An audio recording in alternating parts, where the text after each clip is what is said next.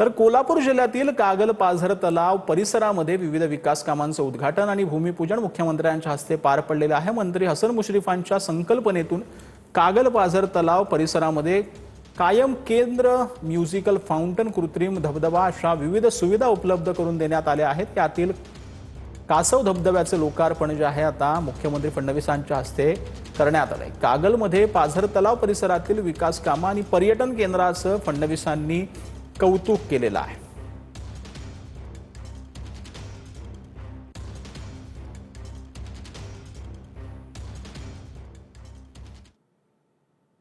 तर संभाजी छत्रपतींनी कोल्हापूर विमानतळावरती फडणवीसांची भेट घेतलेली आहे। फडणवीस आणि संभाजी छत्रपतींमध्ये जवळपास 15 मिनिटं चर्चा झाली। यावेळी चंद्रकांत पाटील, दत्तात्रय भरणे, राम शिंदे, धनंजय महाडिक उपस्थित होते।